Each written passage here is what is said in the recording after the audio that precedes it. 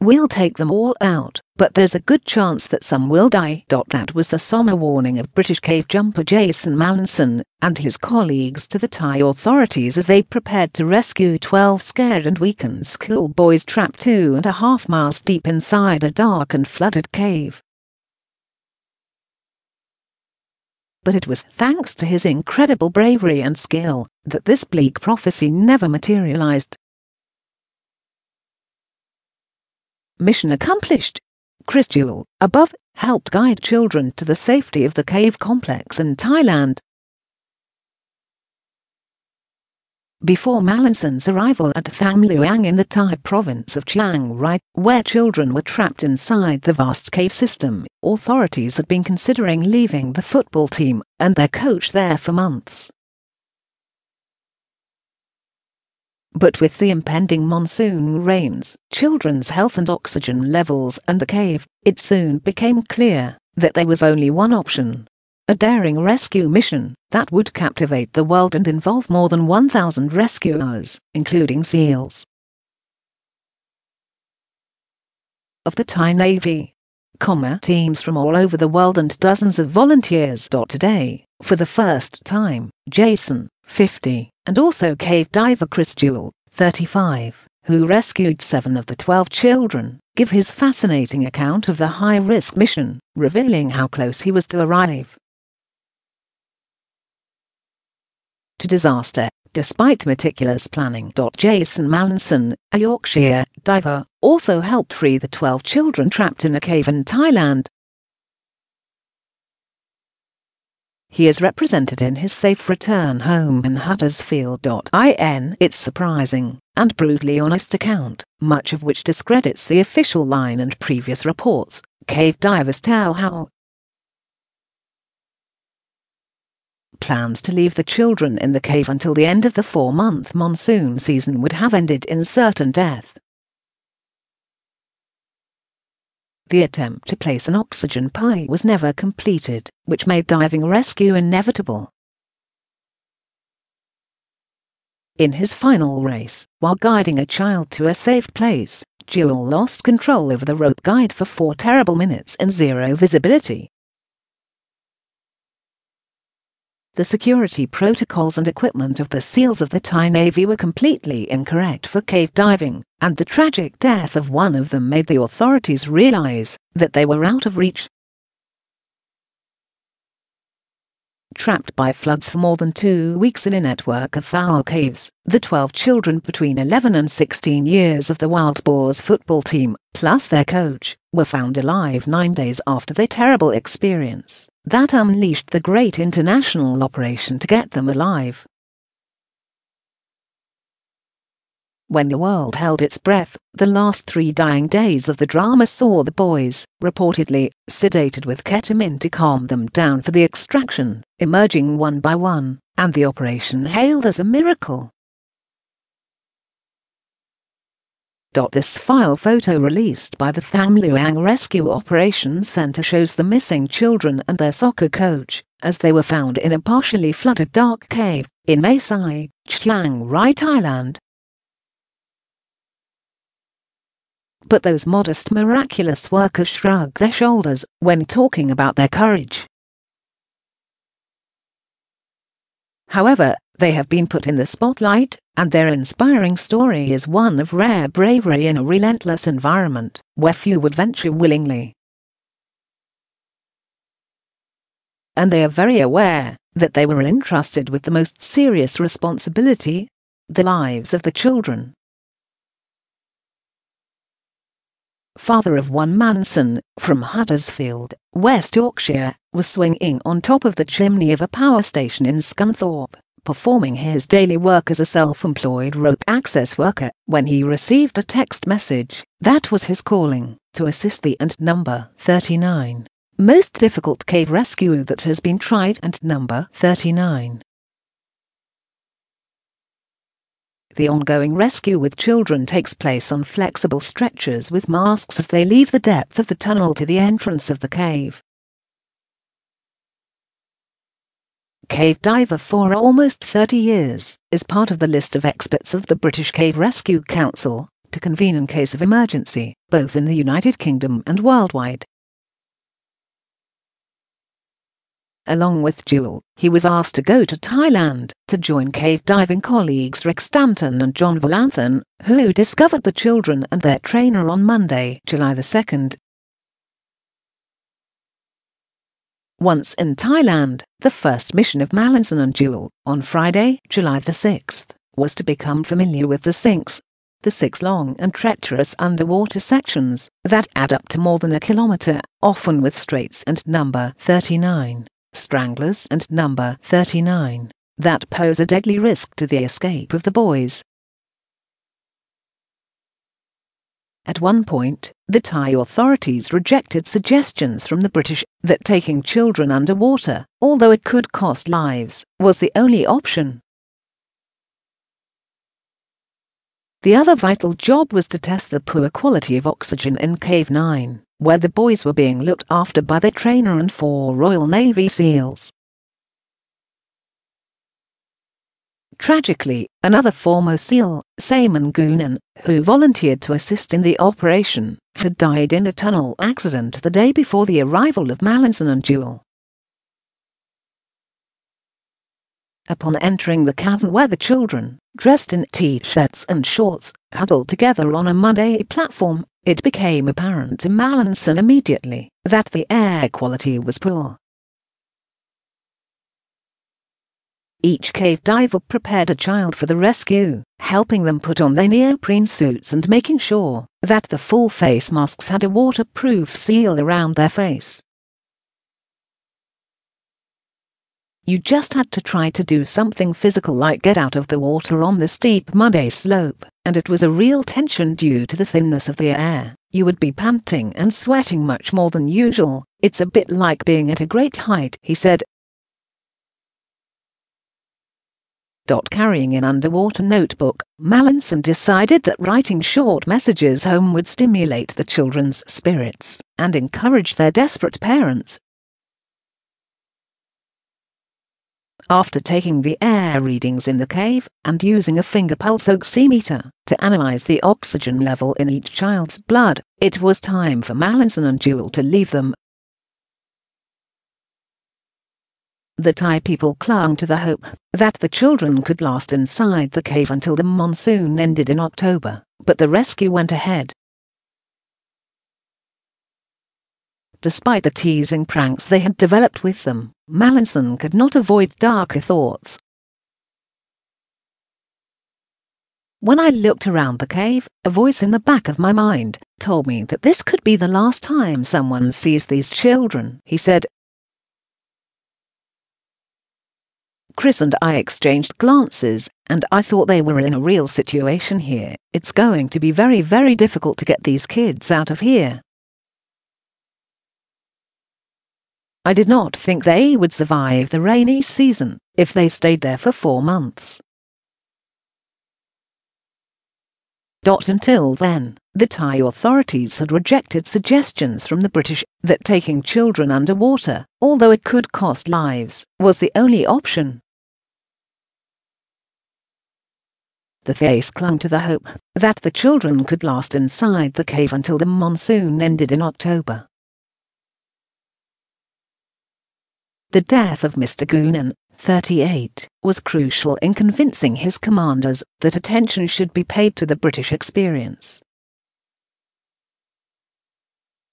His death was a wake-up call for the Thai authorities. According to Mallinson, they realized that they were very far from their depth, and were lucky enough to take those guys to that last chamber with the children, and we were the only ones who could remedy the situation. And number 39. From then on, diving children was accepted as the plan. Meanwhile, the BCRC, together with other European cave rescue organizations, called for more divers to play a supporting role.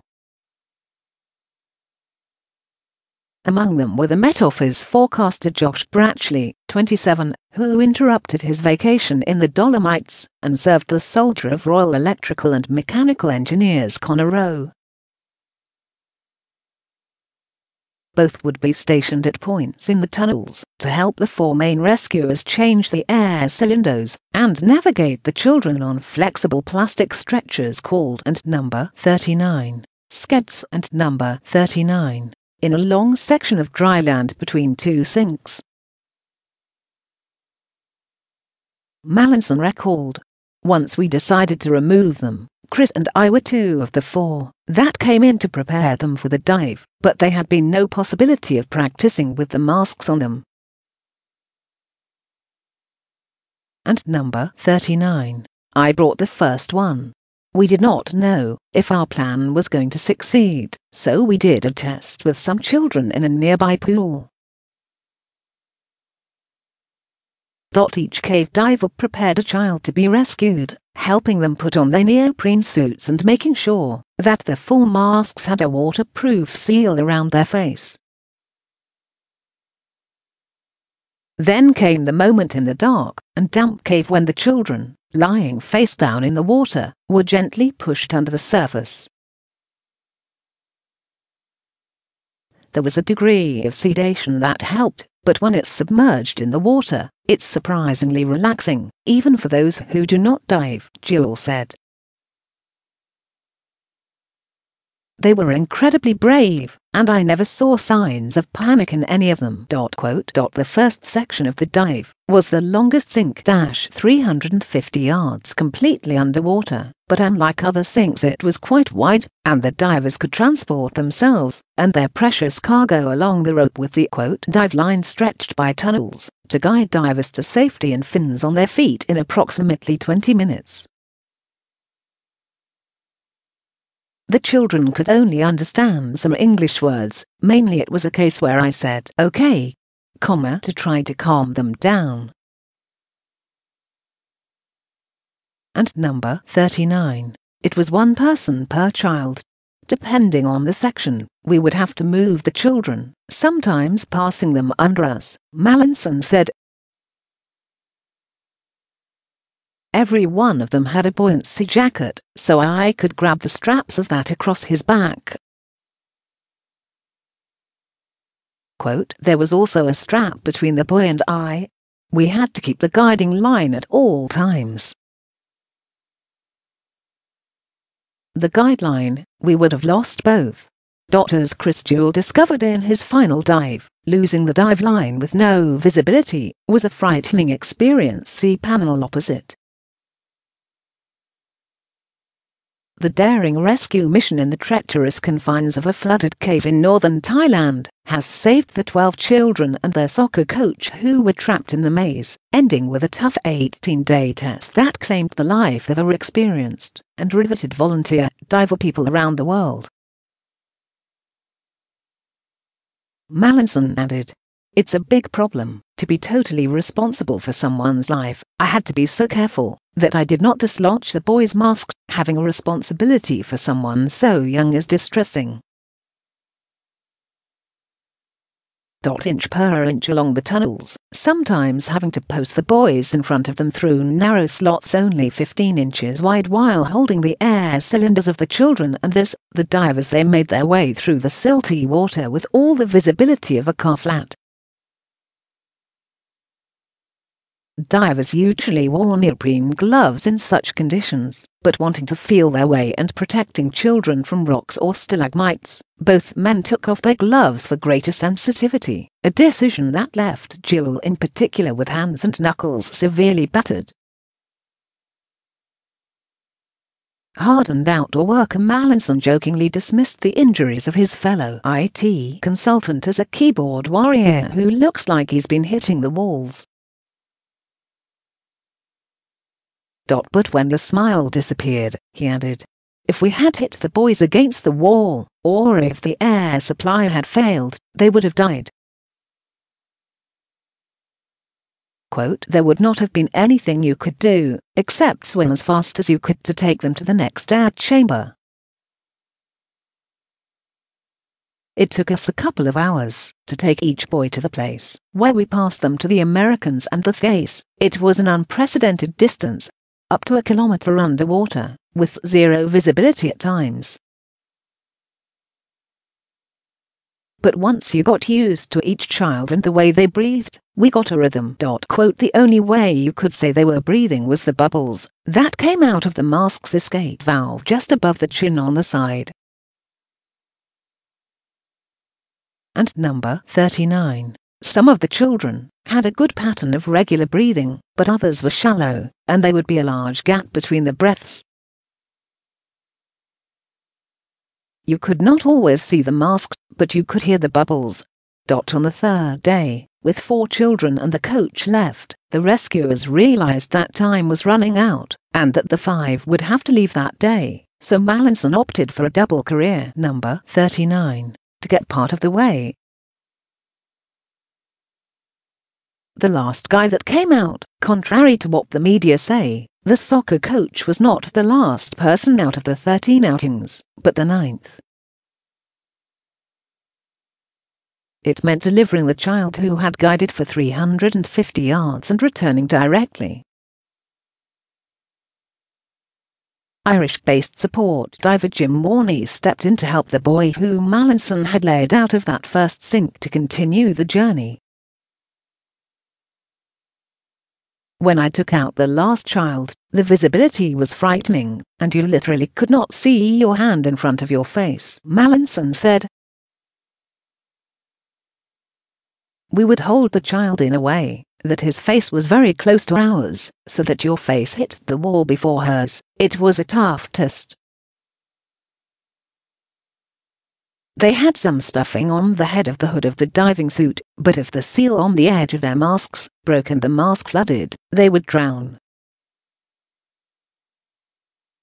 Both Mallinson and Jewell said they refused to allow themselves to succumb to too much emotion and tried to remain dispassionate. Mallinson admitted that in the final race, however, it gave me a lump in my throat, and I think we did. And Jewell said that, when some of the families came to thank them after the last extraction, the mothers were very excited, and there were some wet eyes between us. The British were surprised to see how the Navy SEALs of Thailand followed completely different security protocols in the caves. As Mallinson said, they were out of their comfort zone in a cave diving environment, and it was very likely that there was an accident for that reason. Quote, their methods were completely wrong, and they were not using the right equipment. While experienced cave divers work on the basis of redundancy, taking a minimum of 2 air cylinders, 2 regulators and 3 lights on any dive, Mallinson said that other divers noted that they used cylinders. Individuals in some sections, so if the regulator failed or the air bottle ran out, you are in trouble. He and Chris Jewell were also surprised to realize that the SEALs inside the cave with the children did not have enough air to go out by themselves. They were following orders and told to go to the chamber and stay with the children, he said. They were ordered to stay until the end, no matter what happened, but they burned too much gas doing it. As a result, when the 4 British, Mallinson and Jewell plus Stanton and Valanthan, made their internal trips to pick up the children one by one, they also had to bring additional air cylinders and lights for the SEALs. Josh Brachley emphasized that they had worked as a team, and not just with the British, but with a myriad of other nationalities. It was better than we would have did, he said. The things we learned in this operation will also help other people trapped in caves in the future. Yesterday, the boys and their coach released a video message, while the Thai health minister said that they are expected to be discharged from the hospital on Thursday,